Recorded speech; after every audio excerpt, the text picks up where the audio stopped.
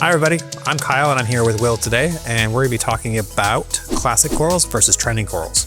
Do you want to tell us a little bit about what each one of those is? Right, so in my mind, a classic coral is maybe something that when you go and you look at it online, it maybe doesn't have a name. Maybe the name of it is kind of the species or the type of coral it is, something like green acropora, right? And then a trending coral for me is something with a name attached to it that is kind of universally recognized, like utter chaos zoanthids, or homewrecker acropora, things like that. Those are names that are kind of recognized, and those I would say are a trending coral.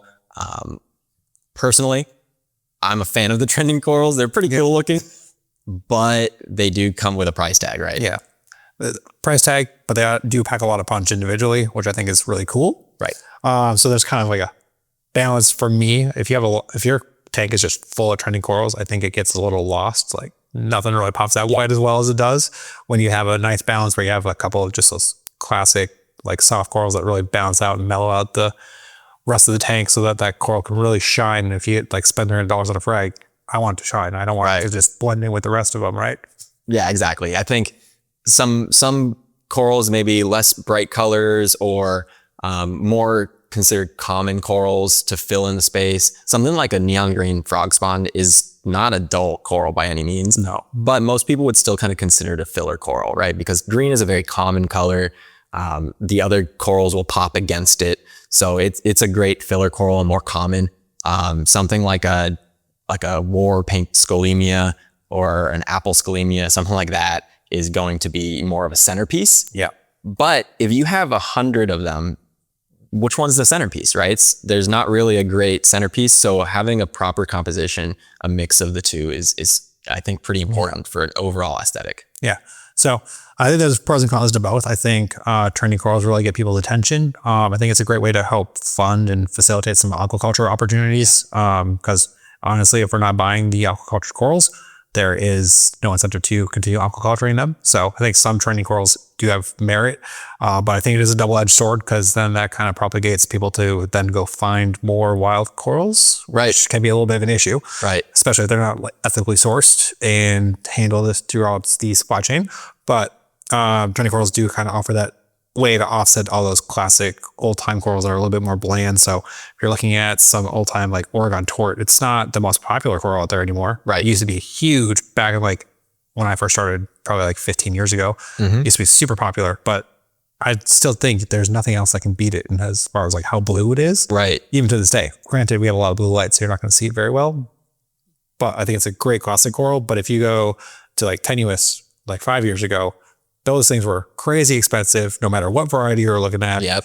Everyone was looking for the most color that they could get in the coral polyp. So you get something like the homewrecker, where it's like pink coralite, green tissue, different color polyps. So I think it can go a little bit in every direction. And when you get too many coral colors mixed together on the same coral piece, in my experience, I've always like, I look at the coral from the other side of the room, it does not look very good compared to something that's like a solid blue Oregon tort, where it's the same whether I look at it up close versus the other side of the room. But like a homewrecker, in my experience, kind of starts to look just green from a distance. So I'm not getting all the fun. Yeah, I think it really depends on how you enjoy the hobby a lot. If it's a centerpiece of your home, if your tank is you view the tank itself as the pet, as the thing you take care of, then you want it to all look unified, right? As a whole single piece. But for me, I really like taking out my macro lens on my camera, getting right into a coral and, shooting the polyps. And so for me, following the trends of the coral names is fun because everything looks different under the big macro lens or when you get up close. And so it is quite fun. Another big thing about the trending corals is the hobby around it, right? The community around it is kind of fun to be a part of. Yeah. A lot of people talking, people get excited about new things coming out. I went to Reefapalooza and you get to go check out all the latest and greatest corals. It's really quite a fun thing. You feel like you're a part of a community even more so when you really dig into the trendy aspect of it. I also think the cool thing about trending corals is I've noticed that it's not just like a specific one strain or variety of the coral is popular. It tends to be like the whole group. Right. So it comes in waves where it's like tenuous are now like the hot topic when it comes to acros and SPS. then you get into euphyllia and everyone's talking about just torches. They don't care about frost bombs. They don't care about hammers. And then I was like, oh, these hammers are crazy insane. And then people are talking about acans or micromusas. Yep. I think when those trends happen, it really shines a light on some of the niche opportunities to better take care of those corals. Because I think it wasn't until we had the euphyllia craze where everyone was talking about torches and hammers, Right. that we really understood like brown jelly disease. I feel like we still don't fully understand it, but 10 years ago, everyone was like, yep, it's dead. Yeah. But now people are like, how do you treat it? Like, how do you prevent it? What dips work to help, like make it less stressful? Whereas 10 years ago, like I said, we would just said, yep, throw the coral out. It's gone. Yeah. Start over. Yeah. The trends, they bring on great discussion for these different species of coral. I learned recently I say maybe last year or so, about Japanese acans, the yellow ones, the crazy colors to them. And it's just fascinating to see. I don't think those really would have been highlighted if acans weren't as popular as they were. And so to see those come into the market is really cool. And to follow the trends is quite fun, but that doesn't mean you have to, right? Yeah. You certainly don't have to. And you can fill a tank and have it look gorgeous and pretty insane looking with just normal corals, just corals that maybe you go to the fish store and they're labeled, these ones are labeled frog spawn and these ones are labeled hammers.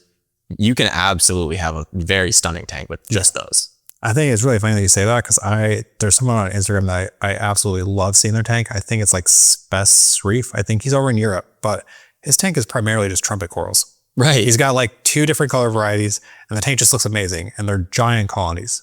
And there's a couple other corals like sprinkled in, but I'm like, that's just a classic coral. There's no like design or strain for it. It wasn't a trendy coral. It's just, Exactly. It's a hardy, looks good in a huge colony, grows fast, and stunning reef tank. It's gorgeous. Yeah, I mean, Get over it. Some of my favorites are definitely my very favorites are some trending corals, but some of my favorites that I just love putting in basically every tank, things like fox corals. You barely ever see them anymore. They fill up beautifully. They have such a nice texture to them. Trumpets, hammers, the kind of things that you just think about. Very basic corals. Leathers are great options for filler corals, but ultimately you don't have to spend a lot of money to get cool corals. There are some classics, some normal corals that are really cool looking. I like a green slimer, like you said, the Oregon tort.